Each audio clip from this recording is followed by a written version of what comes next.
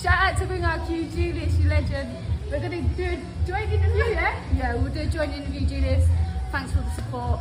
You're a legend. From your girls, Raven and Ellie. Welcome to the motherfucking relay. We're covering today's top boxing news. Ow! Okay, we'll start with this. Unbeaten up-and-comer from East LA in the women's super flyweight division, Adelaida Ruiz, WBC interim champion, posted this to her social media, and it appears that she has achieved free agency. Looks like she won't be fighting on Marv Nation shows anymore. She has been fighting on Marv Nation promotions for a while now over there on the West Coast. A local promotional outfit. They're actually the ones that won the purse bid for the Prograis versus Zepeda fight. Remember that? I still don't understand how a local outfit, a small promotional outfit, conjured up the money to win the purse bid, what was a 7-figure purse bid, when Marv Nation Promotions doesn't often stage 7-figure fights. In any event, they're the ones who helped the promotion for Prograis versus Zepeda, and up until recently, that is where Adelaida Ruiz has been fighting. Sporting a professional record of 14 wins with no losses, 1 draw, 8 knockouts. Adelaida Ruiz, she's got a lot of size for a super flyweight. In truth, I don't know how she's been making that weight. I don't know how she makes it healthy. She's big. For a super flyweight, for a 115-pound fighter she is. Context is key, that Adelaida Ruiz could easily campaign as a bantamweight or a super bantamweight, 122-pound fighter.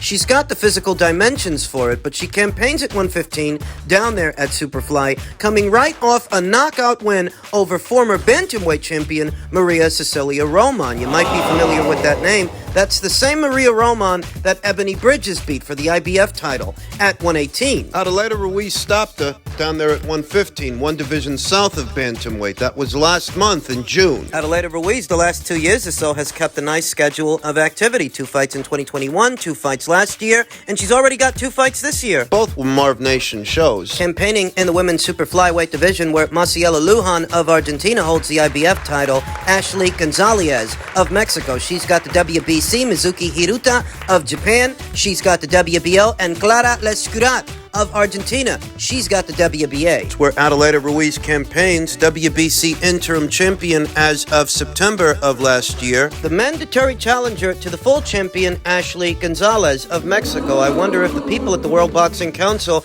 have it in their immediate plans to order that fight. I don't see why they haven't ordered it yet. Between September of last year and now, there was plenty of time to do it. There are 4 separate paths to a world title at super flyweight for Adelaida, and the same is true upstairs at bantamweight. There are 4 separate paths at 118 pounds. 4 different champions to choose from, 8 overall in between 115 and 118. For right now, it's important to note that Dina Thorsland, WBO champion of Denmark, is going to be taking on Yuli Hang Luna of Mexico, WBC champion, very soon. It's at 118. Thinning out the herd at 118 and thinning out the number of world champions in the bantamweight division, where there are 4 now. Very soon, there will be just 3. In any event, Adelaida Ruiz has options. Given her physical dimensions, she's very big for super flyweight. She's very big for a 115-pound fighter, and she packs a big punch. I happen to think that power she's got at Superfly, that power would carry north of Superfly at Bantam or Super Bantam. She's a very violent puncher, more ferocity than finesse. Whether or not a fighter's power will carry as they move up in weight is something you got to take on a case-by-case basis. It all depends on the fighter's age and their physical dimensions, what kind of frame have they got. Can they carry the weight evenly? Adelaida Ruiz is in her mid-30s. I happen to think she'd be more energized, more invigorated campaigning as a bantamweight than a super flyweight. But because she's WBC interim champion at super flyweight, that gives her an incentive to keep making that weight, to stay there. That she is close, at least in theory. She's close to fighting for a full title. Superfly she is, but I happen to think she could be just as, if not more effective, as a bantamweight, 118-pound fighter. I think her power, given her frame, it would carry. She's a free agent now. She's not with Marv Nation anymore. I think Golden Boy Promotions, given that Adelaida is based out of East LA, born and raised, I think Golden Boy would be the best destination for her. She's the kind of fighter you could put her on the undercard of Ryan Garcia's fights or William Zepeda's fights. Golden Boy Promotions seems to have the inside track with the Mexican-American fans, the Chicano fans. The face of the company being Oscar De La Hoya, the Golden Boy himself, a fighter who is endeared and revered in that community, Adelaida Ruiz would be a nice fit for Golden Boy Promotions. She's not the kind of fighter you gotta pay her an arm and a leg to get her out there, so I think Golden Boy Promotions should make some effort to pick her up.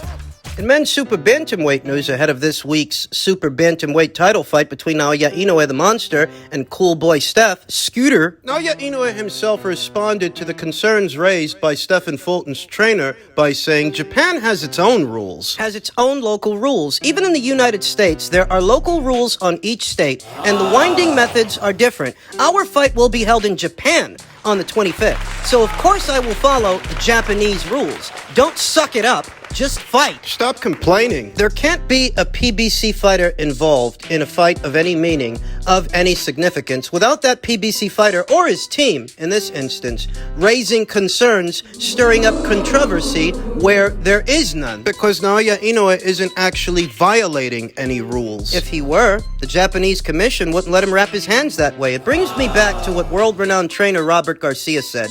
Inoue has fought in Japan, the United Kingdom, California, and Vegas.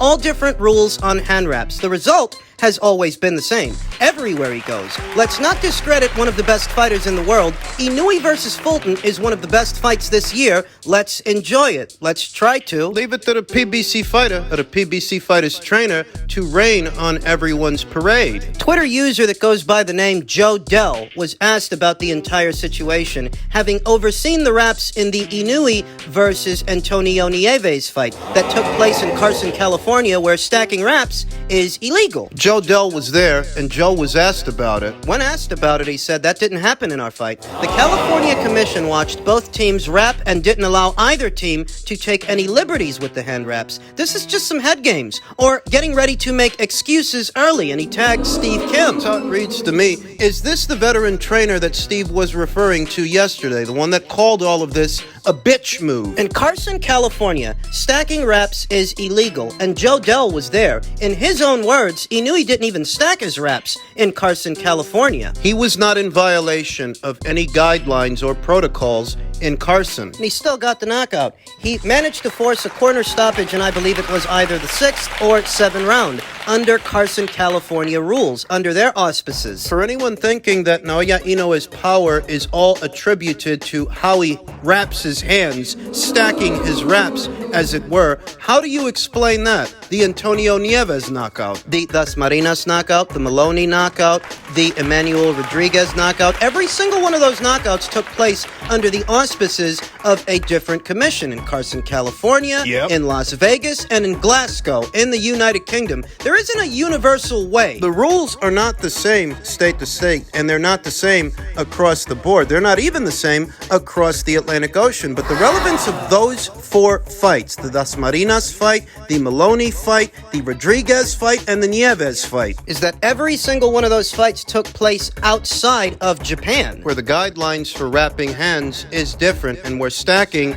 is not allowed. Yet Inoue, in spite of that, he still got knockouts. He still got knockouts in every single one of those fights. So how do you explain it? Simple. Inoue's power is not attributed to how he wraps his hands, and perhaps the reason he wraps his hands that particular way when he is stacking his wraps isn't for added power, it's for protection. To protect his hands. That's why boxers wrap their hands, with gauze and tape. To prevent breaks, to prevent fractures, to protect the fighter's moneymakers, his fists, his hands. That's really what the hierarchy of thought is. Don't confuse this with Antonio Margarito's plaster of Paris situation. This is not that. And if we're being honest, Inoue isn't violating any rules because the Japanese Boxing Commission allows stacking. Let's get it straight. For any content creators out there who might want to deliberately misrepresent this story, Inoue's not cheating. He's not actually violating any rules. In Japan, stacking is allowed. The fight's happening in Japan. Joe Dell says that these guys are just getting ready to make excuses early. That's how it reads to me. Because in a way, that wrap was huge. It had a double. He put so much gauze on the knuckle pad. He used so much, and it moved. You don't want the knuckle pad to move. He used Reyes gloves, which were the newer Reyes gloves, which have a little bit more padding too. They had a hard time putting the glove in, which I knew they would because he put too much wrap on. But all that being said, I go, he had a big padded glove. He put too much knuckle guard, too much wrap. he still punches like a freaking mule. My guy punches like a mule. Nonito and him were the two biggest punchers in that division. Hey man, you can punch, you can punch. You know, if I was Fulton, they ain't gonna do nothing about it because they allow it. If they fought in Vegas, they allow it. They allow a half a roll of tape on top of the hand. A half a roll. We did that rap with G, they did it with Canelo. So hey man, you know what I mean? It protects the hand. He can punch. Dude, you ain't gonna take that away from him. Take it all away, and he's gonna punch like a freaking mule. Do you think he wins that fight? I don't know. Yeah. I don't know. I think Fulton's awesome. And he's moving up to 22. Fulton has the weight advantage. He's his first fight at 22. Fulton has the advantages. Don't blow this opportunity. Thanks so much, Look, Mike. man, Nonito will fight anybody, anywhere, in their own country, over and over and over again. Do the same thing. You sign the contract to fight the guy, don't make it a big deal. Because it ain't. You can't stop it. Nonito Donaires cut, man. Basil Knows a thing or two about Inoue. He knows a thing or two about the situation, and it's just like he said. I didn't see Nonito Donaire crying and complaining ahead of both Inoue fights the way Team Fulton is crying and complaining. Not Stephen Fulton himself, but his trainer. They're making him look weak. They're making him look scared. The added padding is to protect Naoya Inoue's hands because he's a devastating puncher. He's likely to suffer a break. He's likely to suffer a fracture if he doesn't use extra padding. But you heard what Nonito's cut man said. You can take all that stuff away from him, and he's still gonna punch like a mule. In fact, On at least 4 separate occasions, under the auspices of several different boxing commissions, he wasn't allowed to stack his raps, but he still knocked the guys out. all this crying and complaining does is make Team Fulton look nervous, look apprehensive, because that's how they look to me. Leave it to the PBC fighter, or the PBC fighters team, to slander an otherwise noble fighter, honorable fighter, that really doesn't give you anything to complain about. That's what they like to do. They like to drag fighters' names in the mud. And their sheeple, Little cult of Haymanites blindly go along with whatever narrative the usual suspects propagate when in reality, in the real world, there are no rule violations. none. Earlier this week, it was Sean Zedel casting an air of doubt over Inoue. He said he was suspicious of Inoue because Inoue was complaining about how many times he had his blood drawn for VADA testing. He was still being tested by VADA, and there were no positive results. There's no banned substance found in Naoya Inoue's system. Sean Zedel, guy from Fight Hype, still wanted to cast an air of suspicion, and now we see this latest fiasco about the hand wraps. I mean, Just making American fighters and American fight fans seem like a bunch of Karens. the boxing Karens of the United States. That's all I see. A bunch of grown men getting their excuses ready because they're nervous. They need a crutch. They need something to lean on in case things go sideways for Stephen Fulton. Not even saying that they will. If he does, these guys have got their excuses ready. Inoue himself, Ahead of the fight, he stated, being a title challenger highly motivates me. Might perform better than my previous bouts. being a challenger instead of a champion, Inoue says that motivates him. How about being accused of cheating? I think this is the first time in Naoya Inoue's career someone has accused him of that. What's that do for his motivation? That's the point. Being a title challenger highly motivates me, Inoue told the assembled media during their final pre-fight press conference Saturday in Japan. I might perform better than in my previous bouts. In previous years, when the name of Naoya Inoue was brought up, you had a small circle of boo-birds here in the United States doubting his resolve, doubting his ability. It wasn't as full-blown then as it is now. Now that these guys have got a crutch to lean on. Small group who seem to still think that America has all the best fighters, even when you look across the landscape in boxing. It's not the case. You can't tell them that, though. They will prop up whatever narrative they have to cope with the reality. They've been happy to tear down Naoya Inoue and his accomplishments up until this point. Now they're going to go as far as calling him a cheater. To maintain their own delusions of grandeur whilst living vicariously through a fighter, Through Stephen Fulton in this instance. because it's not possible that a foreign fighter might in fact be a better fighter than the American. No, it's impossible. He must be cheating. Inoue continued, "This is my first fight at 122 and I am ready. That is why I'm highly motivated. I have high expectations of myself. I am eager to show the type of performance I can deliver. In truth, a fighter like Naoya Inoue, most American fight fans, at least the ones we're talking about, they're not used to a fighter like this, a boxer like this. They're more accustomed to boxers wanting to be rappers or boxers wanting to be businessmen instead of boxers wanting to be boxers. Imagine that. Inoue continued, "It will be a real challenge. I'm pushing the boundaries of my build and their limits." Could you imagine a boxer wanting to be the best boxer he could be? They're not used to that. They're used to pretty little princesses and prima donnas. From here, it will be a real challenge, Inoue said on an episode of Camp Life on ESPN. "I'm pushing the boundaries of my build, my limits. I really don't know what kind of fight this is going to be. I'm just going to do everything I can do to win. If I can get the chance, I'll go for a knockout, and if it doesn't go that way, I'll focus on keeping my boxing solid to get that win."